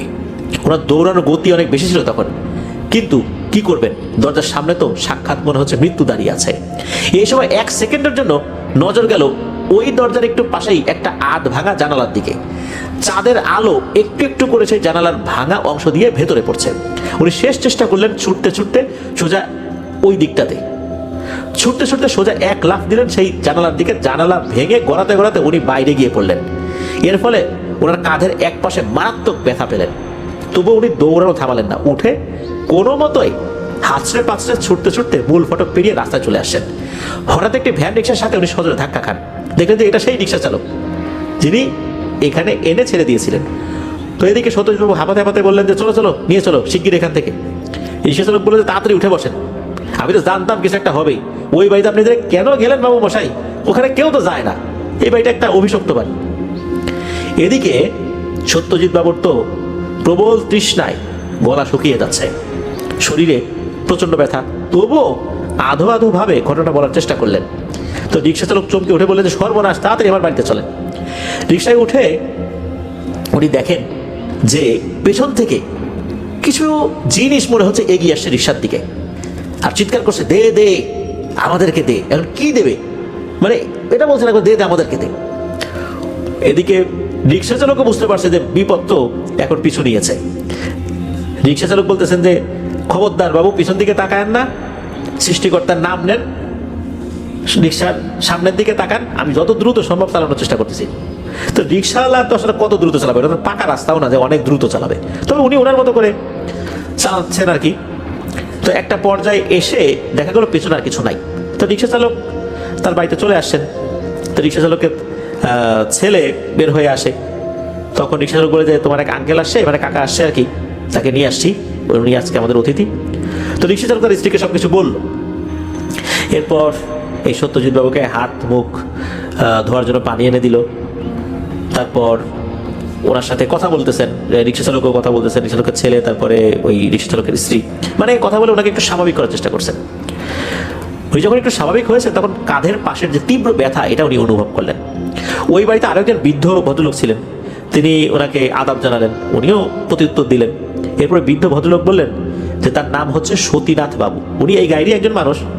তো অনেক আগে নাকি হন্তদন্ত হয়ে এক লোক এই বাড়িতে আসছিল, তো হঠাৎ করে এই পূর্ণিমা রাতে এরকম উদ্বিগ্ন হয়ে আরেকজন লোককে আসতে দেখে এটা তো উনি কিছু সন্দেহ করেছেন যে কি ঘটনাটা কি। এর আগেও কিন্তু এরকম ঘটনা ঘটেছে, যে লোক এর আগেও আসছিল সেও নাকি ওই বেড়াতে গেছিল, পরে ওই দিক বিদিক জ্ঞান শূন্য হয়ে ছুটতে ছুটতে এদিকে চলে আসছে। যেমন এইখানে আরেকটা লোক আসে, তার চেহারা সুরত দেখে তো সন্দেহ করছেন, এই জন্য আসলে উনি এগিয়ে আসেন। এসে যখন জানতে পারলেন যে ওই অভিশপ্ত বাড়িতে এই সত্যজিৎ বাবু গেছিলেন, তখন তো ইনি খুব ভয় পেয়েছেন যে কি এক সর্বনাশা কথা, ওখানে কেউ যায় নাকি। তো যাই হোক, এইসব বিষয় নিয়ে আলোচনা হলো আর কি। সত্যজিৎ বাবু এতটাই ভয় পেয়েছিলেন যে এক নিঃশ্বাসে ঢক ঢক করে প্রায় 5-6 গ্লাস পানি খেয়ে ফেলেছিলেন।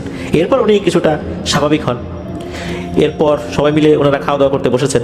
তো এই যে রিক্সা চালক, ওনার স্ত্রীর রান্নাটা খুবই ভালো ছিল, ক্ষুধাও লেগেছিল ওনার মারাত্মক। তখন রিক্সা চালকের স্ত্রী হেসে বলেন যে ভগবানের কৃপায় প্রাণ নিয়ে বেঁচে গেছেন। তখন ওই সত্যজিৎবাবু বললেন যে হ্যাঁ, তা তো অবশ্যই।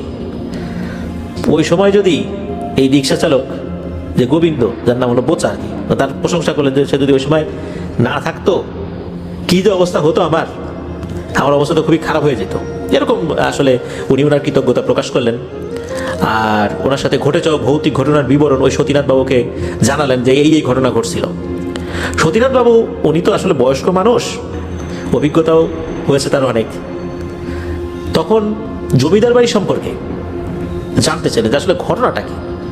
কারণ এই সতীনাথ বাবু ওনার আবার অনেক ঘটনা জানা যেত, অনেক বয়স, আশেপাশের অনেক জায়গা সম্পর্কে তো ওনার অনেক ধারণা আছে। তো সতীনাথ বাবু জানালেন যে ওনার বয়স অনেক হয়ে গেছে, প্রায় 80 বলতে মানে 80+ হয়ে গেছে আর কি। উনি নিজেও বিভিন্ন ঐতিহাসিক বিষয়গুলো জানার চেষ্টা করেন আর কি। 1943 সালের এক ভয়াবহ এবং প্রবল দুর্ভিক্ষের কবলে পড়েছিল তো গোটা বাংলা। সেই দুর্ভিক্ষে লক্ষ লক্ষ মানুষের মৃত্যু হয়েছিল। এই দুর্ভিক্ষ আসলে একটা কৃত্রিম দুর্ভিক্ষ ছিল।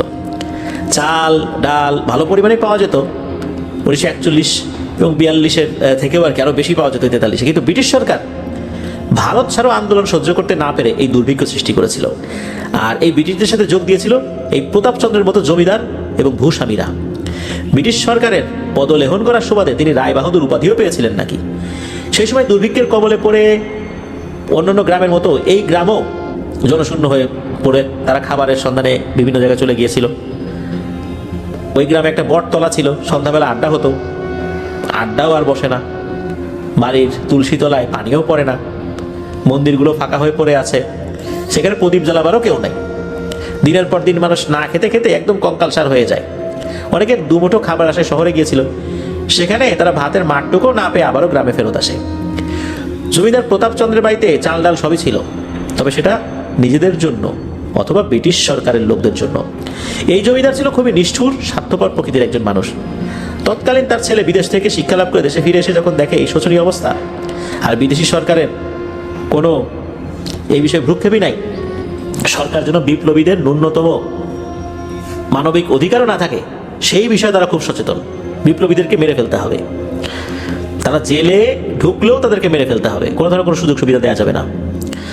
আর বিপ্লবীদের অন্যতম উৎপাদন ক্ষেত্র এই বাংলা, এই বাংলাকে শাস্তি দিতে এরা একেবারে বদ্ধপরিকর ছিল। এসব বিষয় যখন জমিদারের ছেলে বুঝলেন, তখন উনি খুব কৌশলে গুদামের সমস্ত চাল ডাল ও সমস্ত অভুক্ত মানুষের মধ্যে বিলিয়ে দিতে শুরু করলেন। জমিদারের ছেলে ছিল একদম ভালো একজন মানুষ, মানে সরল, উদার, সাহসী, বুদ্ধিমান এক যুবক। কিন্তু ছেলের এরূপ আচরণ মেনে নিতে পারেনি জমিদার প্রতাপচন্দ্র। একদিকে ছেলেকে উচিত শিক্ষা দিতে, অন্যদিকে ব্রিটিশ সরকারের কাছে হেনস্থা হবার হাত থেকে বাঁচতে তিনি অত্যাচারের চরম সীমা অতিক্রম করেন। যে সকল জীবিত অথবা অর্ধজীবিত মানুষ তার ছেলের মাধ্যমে খাদ্য সামগ্রী সাহায্য পেয়েছিল, সবাইকে লাঠিয়ালের মাধ্যমে ধরে নিয়ে আসা হয় জমিদার বাড়িতে। এরপর তাদের চোখ কাপড় দিয়ে এবং হাত পা দড়ি দিয়ে বেঁধে ফেলা হয়। প্রত্যেকটা মানুষের শরীরের উপর টকবগে ফুটন্ত তেল ছুঁড়ে ফেলা হয়। অসহায় মানুষের গগন বিদারী চিৎকারে যেন এলাকা কেঁপে ওঠে। তীব্র যন্ত্রণায় চিৎকার করে মাটিতে ছটফট করতে থাকে মানুষেরা। এভাবে কাতরাতে কাতরাতে প্রবল যন্ত্রণায় মৃত্যুর কোলে ঢলে পড়ে সেই মানুষেরা। বুড়ো বুড়ি, শিশু, যুবক কেউই বাদ যায় নাই নিষ্ঠুর জমিদারের এই নারকীয় অত্যাচার থেকে। অপরদিকে দোতলায় বাড়ির বারান্দায় দাঁড়িয়ে ধন সম্পত্তির অহংকারে মশগুল জমিদার এই দৃশ্য দেখে অট্ট হাসিতে ফেটে পড়ে।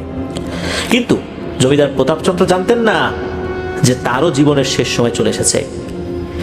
যেদিন তিনি এই হত্যাকাণ্ড করেছিলেন ওই রাতেই জমিদার যখন নিজের ঘরে গভীর ঘুমে আচ্ছন্ন, ঠিক এই সময় এক অজ্ঞাত ব্যক্তি ঘরে ঢুকে ধারালো এক তরবারি দিয়ে আঘাত হানে জমিদারের উপরে।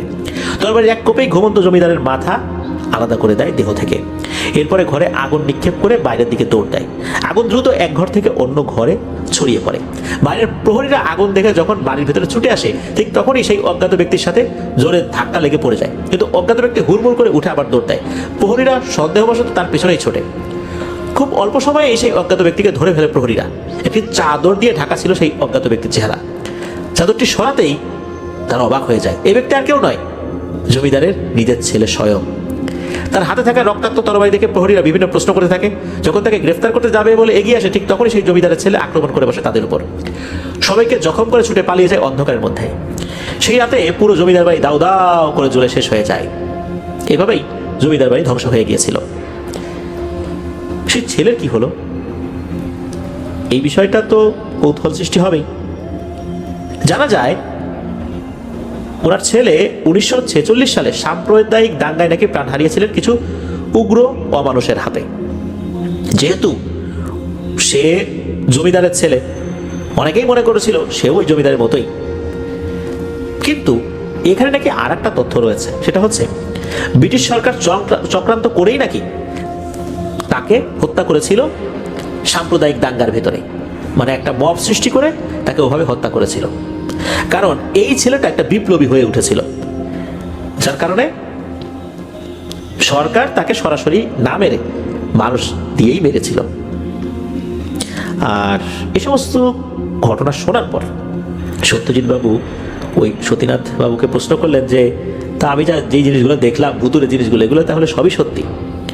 তখন সতীনাথ বাবু বললেন যে হয়তো বা সত্যি, কারণ ওখানে তো বিভিন্ন মানুষজন গেছে, যাওয়ার পরে তো বিভিন্ন ধরনের সমস্যা হয়েছে, অনেকেই মারা গেছে, আর সবারই তো একটা অসৎ উদ্দেশ্য ছিল, এই জন্যই হয়তো বাঁচে নাই। আপনার একটা ভালো উদ্দেশ্য ছিল, এই জন্য কোনো মতে চলে আসছেন। তবে আপনার ভাগ্যটা আসলেই ভালো যে আপনি ঠিক সময় কোনো ভূত প্রেতের খপ্পরে না পড়ে মানুষের হাতেই পড়ছিলেন, যার কারণে আপনি বেঁচে গেছেন। তবে সত্যজিৎ বাবু উনি যেই বিষয়টা বুঝতে পেরেছিলেন সেটা হচ্ছে ওই প্রতি পূর্ণিমা রাতে ওখানে থাকা যেই অশরীরীরা রয়েছে, যেই ভয়ঙ্কর পিশাচ শ্রেণীর জিনেরা রয়েছে, তারা মূলত ওই জায়গাটাতে খুব অ্যাক্টিভ হয়ে যায়, যার কারণেই এখানে এই ঘটনাগুলো মানুষ দেখতে থাকে। তাছাড়া এখানে যেহেতু অনেক অপমৃত্যু হয়েছে, বহু মানুষকে নৃশংসভাবে হত্যা করা হয়েছে, এই জায়গাটা অভিশপ্ত হয়ে গেছে। এই কারণে এখানে আসলে কোনো মানুষজন আসুক, এটা ওখানে থাকা ওই অশরীরীরা চায় না। ওই বাড়িতে এক রাত থেকে পরবর্তীতে সত্যজিৎ বাবু চলে এসেছিলেন। তবে উনি যে শিক্ষাটা পেয়েছিলেন, এই শিক্ষাটা ওনার সারা জীবনের জন্য ছিল। উনি চিন্তা করেছেন যে এভাবে আর কখনোই কোনো পরিত্যক্ত বাড়িতে যাওয়া উচিত নয়। তবে সত্যজিৎ বাবুর মনের মধ্যে একটাই প্রশ্ন যে জমিদারের যে ছেলেটা, এই ছেলেটা যে মারা গেল বা তাকে হত্যা করা হলো, এটা আসলে কিভাবে সম্ভব হয়েছিল? সতীনাথ বাবু নাকি জানিয়েছিলেন যে জমিদারের ছেলে যখন প্রহরীদের হাতে ধরা পড়ে যায় তখন সন্দেহের বসে তারা তো অনেক প্রশ্ন করেছিল, আগুন লেগে গেছে এই জন্য তার ছেলে পালাচ্ছে এরকমটা বলেছিল, কিন্তু হাতে তরবারি, রক্ত, এরকম দেখলে তো সন্দেহ হওয়ারই কথা। তো তাদেরকে তো আহত করে কাউকে কাউকে মেরে ফেলে ওখান থেকে চলে গিয়েছিল। ওই আহত যে হয়েছিল যারা, এদের মধ্যে একজন নাকি ব্রিটিশ সরকারের কাছে অনেক তথ্য বলে দেয় এবং এরপরেই তাকে মেরে ফেলার একটা প্লট তৈরি করা হয়েছিল। বিভিন্নভাবে তাকে সরাসরি মারতে না পেরে তখন এই পদ্ধতি অবলম্বন করা হয়েছিল। তো যাই হোক, ওই রাত্রে সত্যজিৎ বাবু ওই বাড়িতেই ছিলেন। পরদিন সকালবেলা রিক্সা চালকের স্ত্রী, ছেলে সবাই হাসি মুখে ওনাকে বিদায় জানায় আর অনুরোধ করে আবারও এখানে যেন আসেন। তো উনি নিজেও তার এলাকায় এই রিক্সা চালক, তার স্ত্রী, তার ছেলে, তারপরে এই যে সতীনাথ বাবু, তাকেও বেড়ানোর জন্য আহ্বান করেন আর কি। দিনের বেলা ওই ভূতের বাড়িটা আবারও দেখতে গিয়েছিলেন বাইরে থেকে, তবে আর ভিতরে যান নাই। আসলে এখানে অনেক বিষয় রয়েছে যা ইতিহাসের সাথে সম্পর্কযুক্ত। যারা আসলে অত্যাচারী তাদের কখনোই ভালো হয় না। অন্যের ক্ষতি দেখলে যাদের মনে আনন্দ হয়, অন্যকে খেতে না দিয়ে মৃত্যুর পথে ঠেলে দেয়াই যাদের একটা আনন্দের কাজ হয়, যে পৈশাচিক আনন্দ পায়, এরাও একটা সময় ধ্বংস হয়ে যায়। তারা ধ্বংস হয়ে যায়, তাদের জায়গায় আরো ভয়ঙ্কর সমস্ত দুষ্ট জিনেরা এসে আশ্রয় গ্রহণ করে। এরাও অনেকের ধ্বংসের জন্য নিজেদেরকে প্রস্তুত করছে। এভাবেই ধ্বংসলীলা চলতে থাকে। যাই হোক, ওই রাত্রে ওনার সাথে এই ঘটনাটি ঘটেছিল। তবে উনি নাকি এর পরেও একবার ওই জমিদার বাড়িতে গিয়েছিলেন রাতের বেলা, তবে সেই রাতে উনি আর ওই বাড়িতে ঢোকেন নাই। উনি সাহস সঞ্চয় করেছিলেন, কিন্তু ওই সাহস আর কাজে লাগে নাই। কাছে গিয়ে আবার সেই ভয়ের ঘটনা মনে পড়ে উনি চিন্তা করেছেন, যাই একবার, আর একবার গিয়ে দেখি কি হয়। এবার আরো সাহস নিয়ে গেছেন যে এবার আরো কিছু করবেন, এবার আরো কিছু প্রস্তুতিও নিয়ে গেছিলেন, যে তাবিজ মাদুলি এগুলো নিয়েও গেছিলেন। তবে শেষ পর্যন্ত ওনার সাহস হয় নাই, উনি ওখান থেকেই আবার চলে আসছেন। এখনো ওই বাড়িটা নাকি ওইভাবেই আছে। এরকম অনেক জমিদার বাড়ি কিন্তু রয়েছে, এই বাংলাদেশেও রয়েছে, ভারতেও রয়েছে, যেগুলো অভিশপ্ত হয়ে গেছে। কেননা সেখানে অনেক মানুষকে নিষ্ঠুর অমানবিক নির্যাতন করে মেরে ফেলা হয়েছে। অনেক জমিদার বাড়িতে ফাঁসির মঞ্চও ছিল, আর ওখানে ফাঁসি দিয়ে মারা হলে ব্রিটিশ সরকার কোনো বিচার করতো না। এটা একটা অলিখিত আইনই করে ফেলেছিল যে জমিদাররা কাউকে হত্যা করলে কোনো বিচার হবে না। কারণ ব্রিটিশরা চিন্তাই করতো যে তাদের স্বার্থ রক্ষার জন্য এই জমিদারদেরকে তারা রেখে দিয়েছেন, সুতরাং তারা যাদেরকে ফাঁসি দেবে, মেরে ফেলবে, এতে ব্রিটিশ সরকারের উপকারই হবে। এই জন্য এগুলোর কোনো বিচার আচার কিছুই হতো না। ব্রিটিশ সরকাররা কিন্তু তারা তাদের খাজনা আদায়ে বেশ সতর্ক থাকতেন। কোনো জমিদার যদি ঠিক সময় মতো খাজনা না দিত, সাথে সাথে তার জমিদারি কিন্তু নিলামে উঠত। কোনো জমিদার যতই ব্রিটিশদেরকে উপকার করুক না কেন, টাকা পয়সা না পেলে ওই জমিদারকে ভুলে যেতে তাদের এক সেকেন্ডও সময় লাগতো না। স্বার্থই তাদের কাছে আসল। আর তাদের স্বার্থ রক্ষা করতে গিয়ে নিষ্ঠুরভাবে যারা অসংখ্য মানুষকে মেরে অভিশাপ কুড়িয়েছেন, অভিশপ্ত হয়েছেন, তাদের এই অভিশাপে ওই বাড়িগুলো এখনো অভিশপ্ত হয়ে রয়েছে। এই কারণেই ওই বাড়িগুলোতে অনেক সুপার ন্যাচারাল এন্টিটিগুলো আশ্রয় গ্রহণ করেছে। এই জন্যই বাড়িগুলো হানা বাড়ি বা হন্টেড হাউস হয়ে গিয়েছে। এগুলোই মূলত হন্টেড হাউস তৈরি করার পেছনে মূল ভূমিকা রাখে, কারণ যেখানে এই ধরনের নিষ্ঠুর হত্যাযজ্ঞ চলে সেখানে অনেক ধরনের শক্তিশালী জিনেরা এসে আশ্রয় গ্রহণ করে। ওই জায়গাগুলোতে অনেক নেগেটিভ এনার্জি তৈরি হয়, আর যারা নেগেটিভ এনার্জি নিয়ে কাজ করে তারা এই সমস্ত জায়গায় থেকে তাদের শক্তিগুলো আরো বাড়াতে পারে। এই জন্যই মূলত এই ধরনের ঘটনাগুলো ঘটতে থাকে। এই ধরনের ঘটনা যে শুধু ওই জমিদার বাড়ির ক্ষেত্রেই হয়েছে তা না, এরকম ঘটনা কিন্তু আরো অসংখ্য জমিদার বাড়ি ইনভেস্টিগেশন করতে গিয়ে এই জিনিসগুলো দেখেছেন। এমন কিছু মহিলাদেরকে দেখেছেন, শোনা যায় যে ওই মহিলা ওই জায়গাতে নিহত হয়েছিলেন, তাকে এরকম দেখা যায়, তার নুপুরের আওয়াজ শোনা যায়, রাতের বেলা সেই জলসা ঘরে আলো ঝলমল করে ওঠে, সেই ঘর পর্যন্ত গিয়ে কোনো মতে প্রাণ নিয়ে ফিরেছেন। এমন মায়াজালে আবদ্ধ হওয়া লোকজনও কিন্তু এখনও খুঁজলে অনেক পাওয়া যাবে। বিভিন্ন জায়গায় কিন্তু ধরনের ঘটনা ঘটে। ধন্যবাদ জানাচ্ছি সুমন ভাইকে দারুণ একটি ঘটনা আমাদেরকে পাঠানোর জন্য। প্রিয় লিসেনার্স,